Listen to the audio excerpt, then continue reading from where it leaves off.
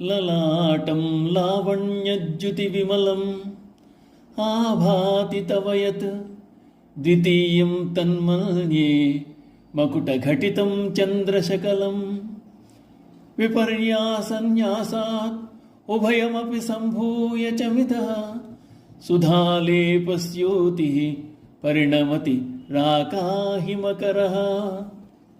అమ్మా, నీ యొక్క లలాటము లావణ్యకాంతిచే స్వచ్ఛమై అంతటా ప్రకాశిస్తోంది. నీ లలాటమును అమర్చబడిన చంద్రఖండముగా నేను ఊహించుకుంటున్నాను. కిరీటమునందు రెండవ చంద్రఖండమును అలంకారంగా ధరించి ఉన్నావు. రెండు అర్ధవలయములుగా ఉన్న నీ లలాటము, కిరీటమందలి చంద్రఖండము ఒకదానితో ఒకటి కలిసికొని అమృతలేపనంతో రాకాహిమకరునిగా పూర్ణవచంద్రునిగా పరిణమిస్తున్నాయి. ఒక మంచి ముత్యంలో నిగనిగలాడుతున్న నునుపుతో కూడిన మెరుపును లావణ్యమంటారు. అమ్మవారి లలాటం అంత నిర్మలంగానూ ఉంది, ఎటువంటి కల్మషము లేనిది. ప్రస్తుత శ్లోకంలో అమ్మ లలాటం అర్ధచంద్రుని వలె ఉన్నదని అంటున్నారు. అష్టమి నాటి చంద్రుడు సరిగ్గా సగం ఉంటాడు.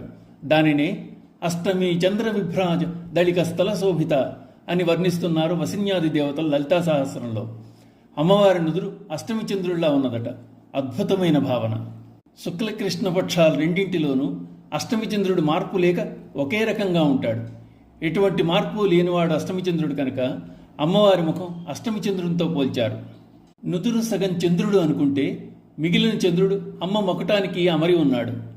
ఈ చంద్రశకలాలు పైభాగం పైకి, క్రింది భాగం క్రిందికి తిరిగి ఉన్నాయి. అమృతాన్ని వెదజల్లే చంద్రుడు ఇటు సగం అటు సగం ఉన్నారు. ఒకవేళ తిరగవేసి కలిపితే ఎలా మారిపోతాడు అంటే రాకాహిమకర, పూర్ణిమ నాటి చంద్రుడిలా మారిపోతాడు. అమ్మవారిని చంద్రమండలం అనే లలాటంలో నిలిపి ధ్యానించిన సాధకునకు అమృతం లభిస్తుందని అంటారు.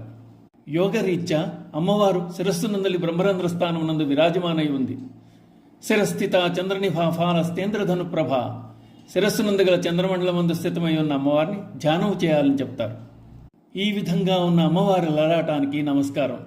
అమ్మవారిని ధ్యానించాలి, స్తోత్రం చేయాలి, జపం చేయాలి, ఆరాధన కావించాలి, ఆహుతి సమర్పించాలి. ఇవన్నీ చేస్తే విద్య పరిపూర్ణం అవుతుందంటున్నారు శంకరులు. శ్రీ మాత్రేయ నమః.